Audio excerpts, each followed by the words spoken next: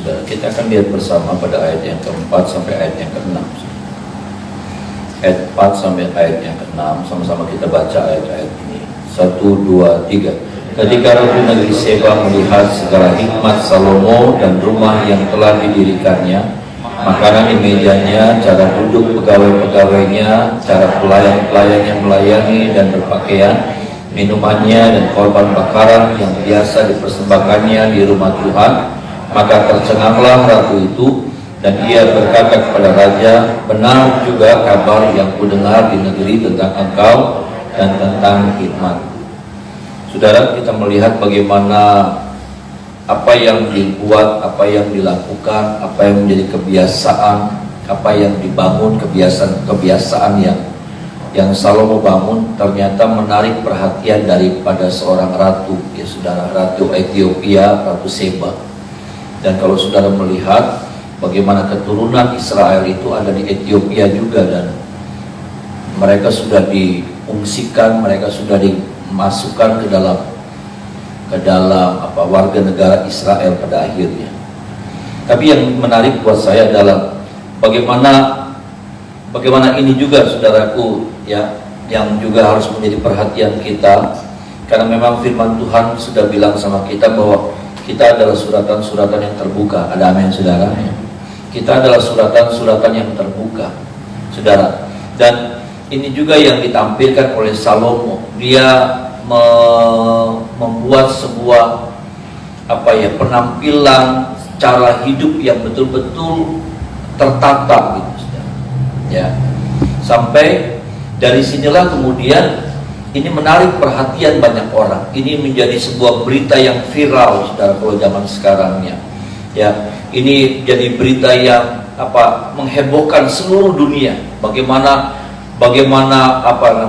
tata cara, kebiasaan daripada apa yang dibuat di istana Salomo ini menjadi sesuatu yang mengagumkan. Ya sudah, sampai orang bertanya-tanya, benarkah seperti itu, ya saudara? Makanya saudaraku, kalau sudah melihat Ratu Seba berkata begini, Bapak Ibu Saudara. Ya, ketika Ratu negeri Seba melihat segala hikmat Salomo dan rumah yang telah didirikannya, makanan di mejanya, cara duduk pegawai-pegawainya, cara pelayan-pelayannya melayani dan berpakaian, minumannya dan korban bakaran yang biasa dipersembahkan di rumah Tuhan, maka tercenganglah ratu itu. Dan ia berkata kepada raja, benar juga kabar yang kudengar di negeriku tentang engkau dan tentang hikmatmu. Ayat yang ke-7, saudara, tetapi aku tidak percaya perkataan-perkataan itu sampai aku datang dan melihatnya dengan mataku sendiri. Sungguh setengahnya pun belum diberitahukan kepadaku. Dalam hal hikmat dan kemakmuran engkau melebihi kabar yang kudengar. Saudara, ternyata betul-betul, saudaraku, bisa dibuktikan apa yang tersebar, berita yang luar biasa ini ternyata bisa dibuktikan ketika Ratu Seba datang. Bahkan Ratu Seba bilang, ya saudaraku, setengahnya saja belum aku lihat. Ya, apa yang dibayangkan itu, saudaraku, setengahnya aja nggak ada apa-apanya. Saudara, sekali lagi saya katakan bahwa seperti itulah yang Tuhan juga bilang sama kita, bahwa kita adalah suratan yang terbuka. Rasul Paulus ingatkan sama saya dan saudara, kita adalah suratan yang terbuka. Bagaimana orang menyaksikan kita, perilaku kita, ya saudara, tata krama kita. Karena kekristenan, orang dunia tidak akan melihat bagaimana berapa banyak saudara berdoa. Orang dunia juga tidak melihat berapa banyak saudara beribadah satu minggunya. Orang dunia juga tidak mau tahu tentang saudara puasa kah, apakah saudara. Tetapi orang-orang di sekitar kita melihat bagaimana tata cara kehidupan kita, etika kita, attitude kita, saudaraku, ya. Bagaimana dengan sopan santun kita, bagaimana dengan perkataan kita, dan banyak hal lain lagi, saudara. Sekali lagi, kekristenan itu jadi saksi, bukan orang nggak tahu, saudara. Orang juga nggak mau tahu, saudara, berapa kali saudara dalam satu hari berdoa. Itu semua urusan saudara dengan Tuhan. Tapi yang orang dunia mau tahu, yang orang dunia tertarik adalah bagaimana dengan sikap hidup saudara dan saya. Ada amin, saudara tuh. Bagaimana dengan perilaku kita? Bagaimana ketika kita hadir di tengah-tengah banyak orang, seperti apa kita? Ya, mendatangkan damai, mendatangkan sukacita, mendatangkan ketenangan, atau kehadiran kita mendatangkan sesuatu yang huru-hara. Kehadiran kita selalu bikin masalah. Kehadiran kita selalu ada aja, jadi pemicu. Lewat perkataan kita kah yang sinis, perkataan kita kah yang nyelekit orang, nyakitin orang, saudara. Lewat sikap kita kah yang nyebelin, saudara. Orang lihat kita, ya. Tetapi kemudian orang akan bilang begini, ibadah tapi sikapnya mengkonon. Ibadah tapi sikapnya nggak seimbang. Makanya ketika Ratu Seba melihat, wah, dia tercengang, sudah. Kenapa? Karena berita yang dia dengar itu nggak ada apa-apanya. Dengan apa? Dengan fakta yang dia saksikan sendiri di lapangan.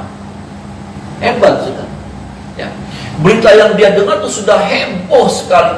Tapi ternyata, saudaraku, itu nggak sebanding gitu. Itu tidak mewakili apa-apa, karena kenyataannya lebih hebat, kenyataannya lebih mengagumkan, kenyataannya lebih fantastis.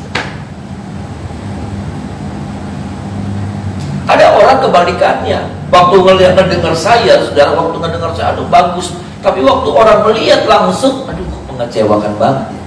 Gitu. Di luaran tentang saya misalnya bagus, saudara. Di luaran tentang saya, aduh hebat. Tapi ketika orang ketemu langsung sama saya, melihat saya, melihat perilaku saya, melihat mendengar kata-kata saya, aduh. Orang jijik. Adakah seperti itu? Kenapa? Karena orang lihat nggak sama. Orang cerita tentang saya, pelayanan saya bagus, apanya saya bagus, saudaraku. Ya, tapi kemudian ketika orang melihat, aduh, jenggot. Yang diberitakannya segini, tapi kenyataannya segini. Nih. Adakah seperti itu?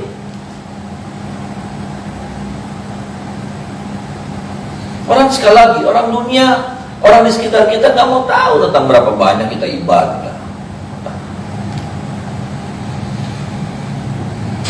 Tapi yang orang dunia cari, yang orang dunia tunggu dari saya dan saudara adalah action kita di lapangan. Bisa bilang amin, saudara. Pada waktu kita dagang, ketemu pembeli. Pada waktu kita berbisnis, ketemu customer. Pada waktu kita bergaul di tengah-tengah orang yang tidak mengenal Tuhan, ataukah orang-orang yang mengenal Tuhan seperti apa? Adakah kita jadi berkat buat mereka lewat perkataan kita? Kehadiran kita tuh meneduhkan, itu bukan bikin huru hara, nggak bikin jadi kayak ada yang tadinya tenang jadi ada angin ribut datang. Seperti apa? Ini kita mesti cek ulang, ya saudara. Kita mesti cek ulang. Karena yang seperti itu tuh harus diperiksa lagi, Bapak Ibu Saudara. Jangan sampai kita sudah ngerasa, aduh bagus saya itu, bagus, hebat saya. Tapi ternyata orang melihat kita nggak seperti yang kita anggap. Itu kan persepsi. Tetapi itu harus menjadi sebuah pembuktian. Saya mau bilang begini, Saudara, ya. Kalau di antara 10 orang 5 orang bilang seorang itu nggak suka sama saya, maka harus ditanyakan, harus dipertanyakan bagaimana dengan hidup saya. Tapi kalau orang nggak suka sama saya lebih daripada 5 orang, maka berarti ada sesuatu yang nggak beres. Kalau cuma 1-2 orang nggak suka sama saudara, maka bisa jadi orang itu yang lagi sentimen sama saudara. Tapi kalau orang ada setengahnya, bahkan lebih daripada setengahnya yang gak suka sama saya, maka bukan masalahnya bukan sama orang-orang itu, tapi masalahnya besarnya, kemungkinannya itu ada sama saya. Saya yang gak bisa bawa diri, saya yang nggak tahu tata krama, saya nggak bisa bersosialisasi. Saya nggak punya tenggang rasa, pakarep dewek. Seperti itu. Dan tolong kita ya saudara, karena sekali lagi kekristenan mengajar kepada kita tentang bagaimana perilaku kehidupan kita, bagaimana dengan tutur kata, bagaimana dengan cara berpikir. Jadi nggak lucu kalau kita ibarat tapi kayaknya ambekan, terus ambekan, sedikit-sedikit ke sini, sedikit-sedikit mana, jadi nggak lucu gitu. Jadi nggak balance, maksudnya nggak mencerminkan. Jadi apa ya? Jadi aneh kita.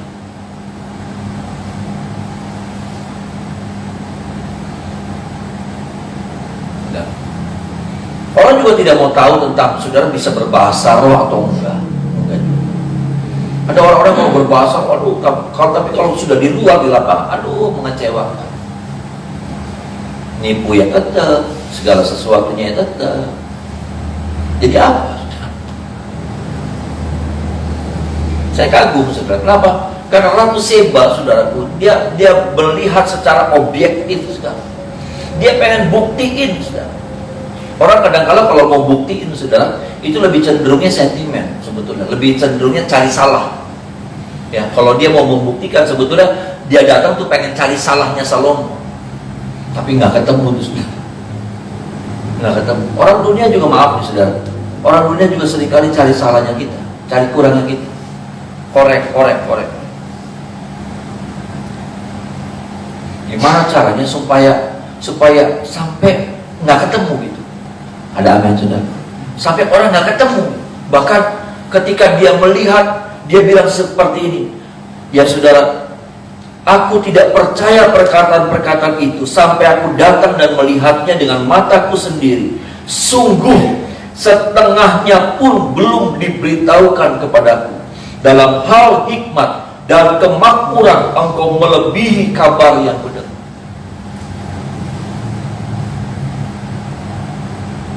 Sampai Ratu Seba itu jatuh cinta, saudara, sama Salomo.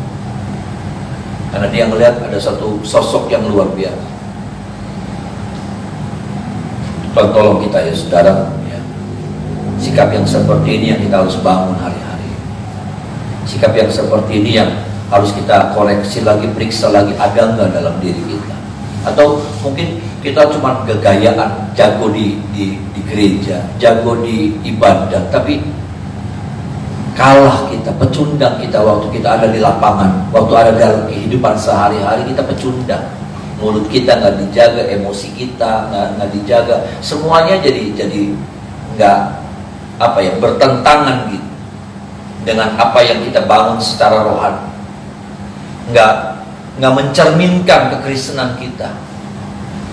Ya, makanya firman Tuhan katakan sekali lagi saudaraku, kita adalah suratan-suratan yang terbuka di mana orang dunia bisa melihat.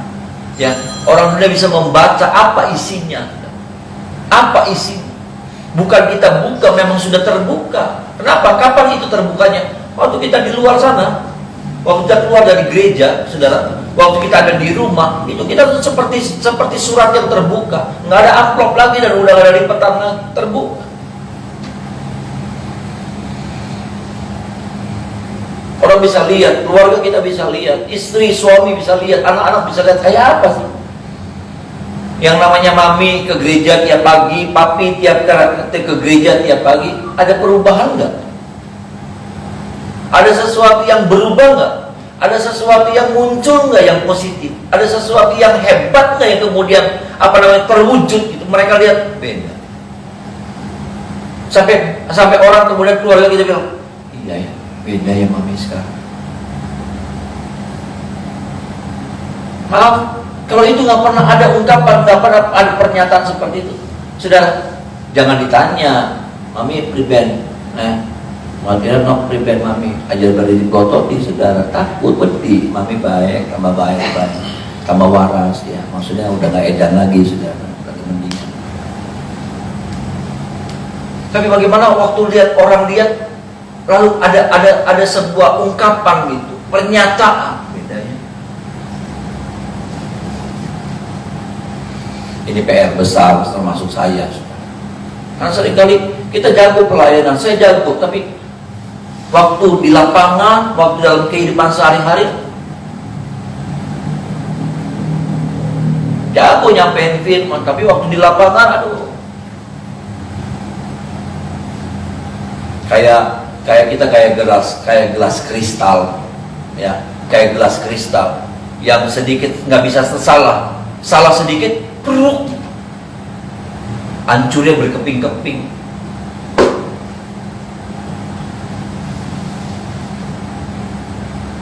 Kita harus jadi kayak gelas stainless, saudara, gelas besi yang jatuh juga nggak apa-apa, paling peot dikit. Ada amin, saudara? Ya, paling kalau jatuh nih, saudara, kalaupun ada orang banting, bah, ya paling gompel dikit, paling peot dikit, tapi nggak pecah, nggak remuk, nggak peot gitu. Tapi paling cuman itu sedikit, penyok sedikit. Kayaknya kita harus seperti itu. Karena kita nggak boleh jadi pribadi yang rapuh. Ada amin, saudara? Kita nggak boleh jadi pribadi yang sedikit hancur, sedikit berubah, sedikit.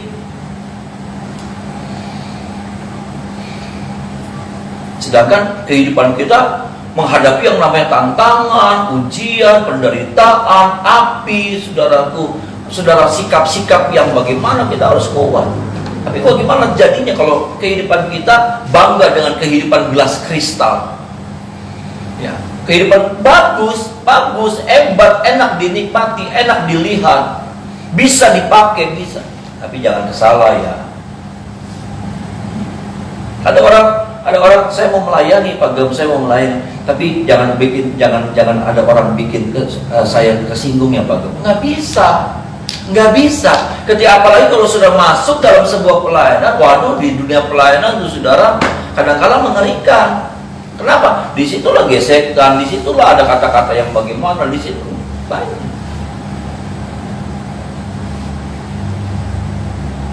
Tolong, saudara, ya Tuhan, tolong kita semua pagi hari ini. Kita lihat bagian yang kedua, Bapak Ibu Saudara, ayat yang ke-14.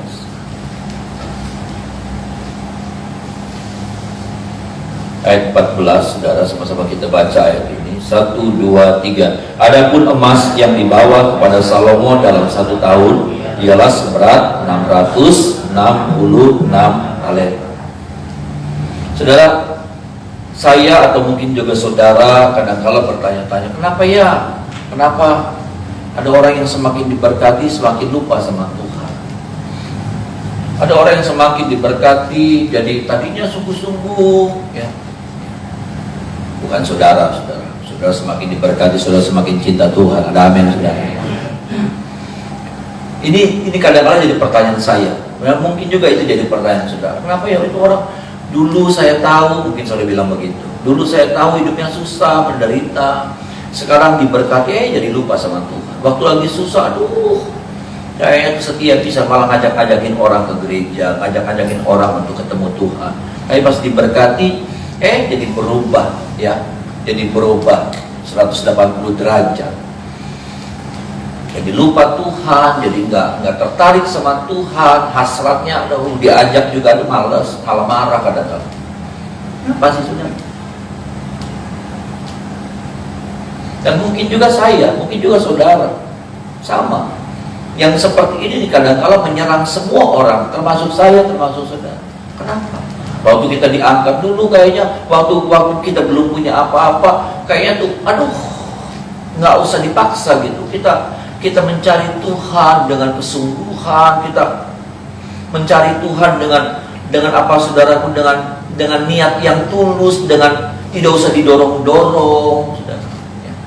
Dulu kita ingat 20 tahun, 30 tahun lalu. Tapi kok kayaknya sekarang, aduh, kenapa? Kayak ini, saudara. Ayat yang ke-14, sama-sama kita baca satu kali lagi, saudara. Ayat 14 ini. Sama-sama kita baca 1, 2, 3. Adapun emas yang dibawa kepada Salomo dalam 1 tahun ialah seberat. Jadi yang saya mau bilang ini bukan kebetulan, saudara. Ya. Ternyata di dalam kekayaannya Salomo, di dalam keberhasilannya Salomo, di dalam kejayaannya Salomo, saudaraku, tersisip unsur apa, saudara? Unsur apa? 666.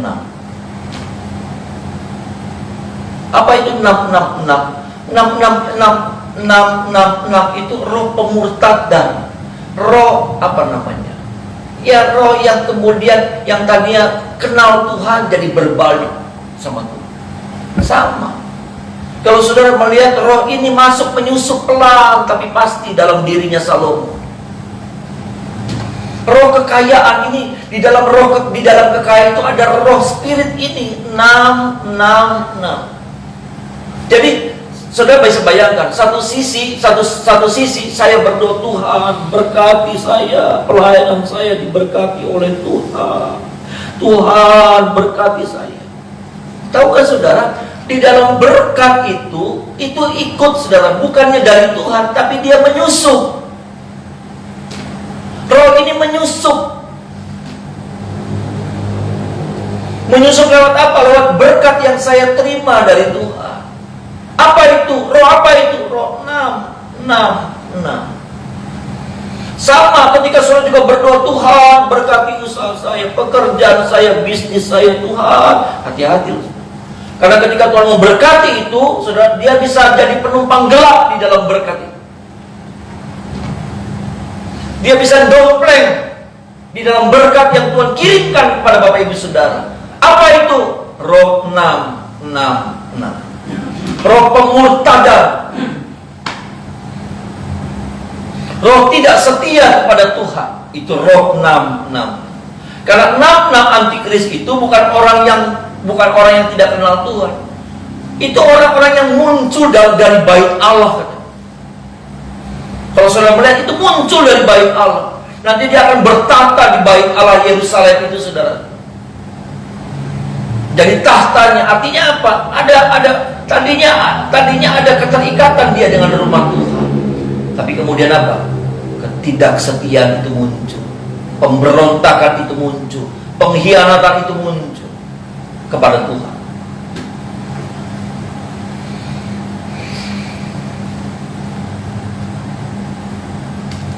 Hati-hati.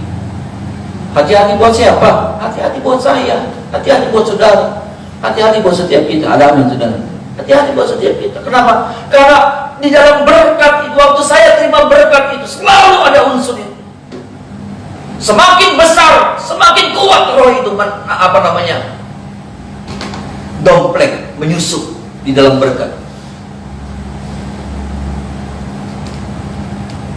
Jadi nggak heran orang semakin diberkati, cinta akan Tuhan yang semakin tipis, semakin pudar. Orang semakin diberkati, semakin berlimpah. Awalnya limpah dengan ucapan syukur, limpah dengan, tapi nanti dia akan terus bekerja. Ini saudara, ini di tahun-tahun awal ini belum apa-apa. Salomo masih biasa, normal, masih sungguh sama Tuhan. Tapi terus berlanjut. Lalu kemudian saudara melihat cerita tentang Salomo, bagaimana dia mulai menyembah kepada berhala-berhala, Allah-allahnya istrinya. Bayangkan, dia punya 700 istri dan 300 gundik. Dan tiap-tiap itu kadang-kala beda-beda, Tuhannya istrinya itu beda-beda. Yang satu nyembah kursi, yang satu nyembah lampu, yang satu nyembah downlight, yang satu nyembah karpet, yang satu nyembah lampu, ini bundar. Itu gila, saudara. Itu penyembahan berhala itu mengerikan. Dan Salomo ikut.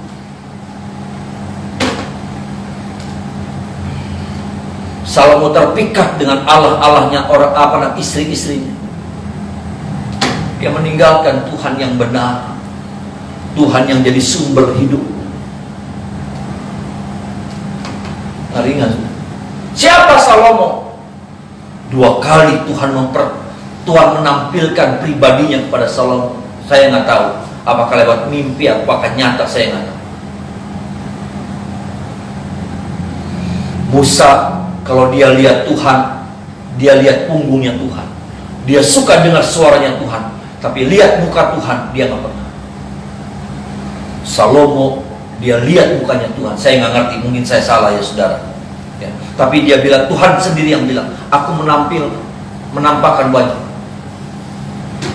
Saya nggak tahu dalam bentuk yang seperti apa. Tapi waktu Musa berdoa, Tuhan Allah, aku pengen lihat wajah. Nggak bisa, kata Tuhan, nggak bisa. Jangan, nanti kamu mati. Sampai Tuhan ngakal-ngakalin. Permintaannya Salomo, permintaannya Musa dikabulkan dengan diakal-akalin. Ada 2 punggung gunung, nanti aku akan lewat. Kamu cuma bisa lihat punggung. Ada 2 gunung, ya saudara, ada 2 gunung. Tuhan lewat di tengah-tengah. Supaya nggak terlalu itu saudara, nggak terlalu lama, karena bisa mati. Tuhan cuma lewat set. Salomo dia lihat Tuhan. Apakah itu lewat mimpi? Tapi dia udah ketemu Tuhan. Yang punya pengalaman-pengalaman yang fantastis dengan Tuhan, pengalaman-pengalaman yang supranatural dengan Tuhan. Tapi kekuatan kekayaan itu yang di dalamnya ada unsur 666 itu sangat mengerikan, dan itu juga bisa menghancurkan siapapun. Sekali lagi, di satu sisi kita berdoa, Tuhan berkati saya sih, pegel sih Tuhan, hidup susah. Iya, hidup susah, pegel susah. Pengen sih Tuhan kayak orang lain, ya, punya pribadinya bagus, ya, mau beli pribadi, mau beli mobil pribadi, mau beli apartemen, mau beli pabrik pribadi, semuanya bisa. Nggak kayak kita, saudara. Ya, sungguh, saudara. Kita harus memiliki sebuah kapasitas rohani yang cukup, saudara. Kita harus memiliki kapasitas rohani yang mampu untuk bisa mengatasi kekuatan. Karena kalau tidak, kita semakin hidup tubuh ini, tapi roh ini semakin mati. Jiwa ini semakin hidup, tapi roh semakin mati. Salomo itu semakin hidup, mewah dia bisa impor semua barang impor. Kirim kayu cendana, ya saudara. Kayu cendana itu kalau saudara lihat adanya di NTT, ya, adanya di NTT. Jadi NTT itu sudah tertulis di sini.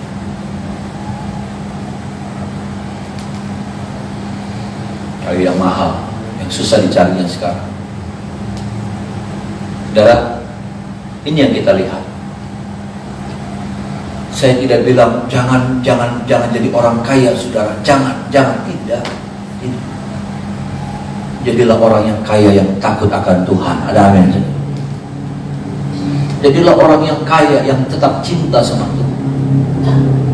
Makanya kadang-kala untuk Tuhan memberkati seseorang, Tuhan mesti tunggu supaya apa? Kapasitas rohaninya cukup dulu. Bisa bilang amin, saudara. Kapasitas rohaninya cukup dulu.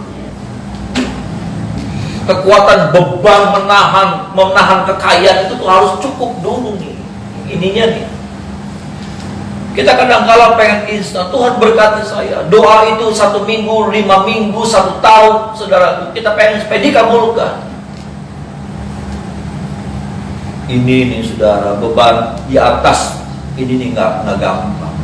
Bisa ambrol, bisa hancur, bisa patah. Kenapa? Karena kekuatannya tuh hebat. Kekuatan tekanan kekayaan itu tuh hebat. Saya harus katakan, ini serius, saudara, ini serius. Buat saya juga.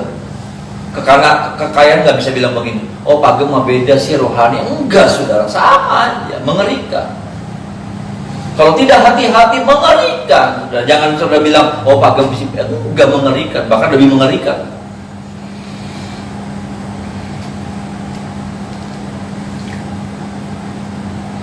Tolong kita, semakin kita diberkati, semakin Tuhan dipermuliakan lewat hidup kita. Amin, saudara. Semakin kita diberkati, semakin Tuhan disenangkan. Semakin kita diberkati, semakin Tuhan diuntungkan lewat berkat yang ada sama kita. Saya nggak ada maksud apa. Tapi saya belajar seperti itu, dan kita semua harus belajar seperti itu. Mengerikan, mengerikan. Ya, saya tidak usah cerita nanti jadi kayak, karena ini jadi ancaman sama buat kita semua. Ya. Ada orang-orang yang sudah kalah, saya nggak perlu cerita. Karena apa? Karena ancaman itu juga sedang menyerang saya, sedang menyerang Bapak Ibu saudara.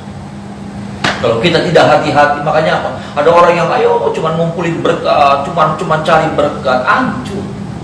Maaf, hancur. Kenapa? Ininya nggak kuat. Kekuatan untuk menopang kekayaan itu nggak kuat, habis, hancur. Roh ini begitu kuat nih. Roh ini begitu kuat. Roh apa? 666. Itu begitu kuat. Di dalam apa? Di dalam kekayaan, digambarkannya di ukuran emas, 660 talenta emas. Artinya apa? Di dalam kekayaan, di dalam kelimpahan. Kekuatan ini, roh ini, spirit ini sudah begitu kuat menyusup. Mulai menghilangkan semangat, mulai menghilangkan rasa rindu sama Tuhan, mulai menghilangkan apa? Keintiman sama Tuhan, mulai menghilangkan apa? Rasa kepada Tuhan. Aduh, ngeri, ngeri. Rasa itu mulai hilang, rasa tentang Tuhan itu. Kecenderungan kita yang tadinya apa-apa Tuhan, apa-apa waktu di mobil, aduh Tuhan itu baik ya. Nanti rasa itu dibuat hilang sama ini, roh, sama spirit. Lagi ada masalah, bisa berserah sama Tuhan, biar kehendak Tuhan yang jadi. Keren. Tapi ketika spirit ini bekerja, jadi kita jadi lupa sama Tuhan. Kecenderungan kita bukan lagi tentang Tuhan.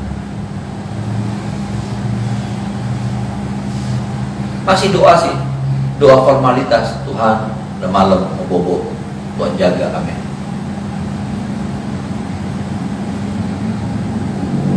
Bahkan semakin kita kaya, kita semakin bisa perintah-perintah Tuhan kayak itu. Kita bisa ngatur Tuhan. Kalau gereja nggak nurut, saya nggak mau ngasih lagi. Ya, itu hanya ngatur Tuhan. Kalau gereja nggak nurut, saya nggak mau ngasih lagi. Kita ngatur Tuhan. Tolong kita ya saudara. Kalau ini sedang ngadap di depan pintu saya, hati saya. Dia lagi cari peluang terus. Untuk apa? Menghancurkan saya pada akhir. Itulah sebabnya firman ini datang buat kita, supaya kita berhati-hati dan berjaga-jaga. Ada amin saudara. Kita berhati-hati dan berjaga-jaga, supaya jangan dibuatnya kita jadi lemah, jadi tidak berdaya, ya, dipangkasnya, dipotongnya akar-akar kita, akar-akar iman kita dipotong. Sampai apa? Sampai satu saat tinggal tunggu tumbangnya saja. Tolong kita, mari kita menyembah Tuhan.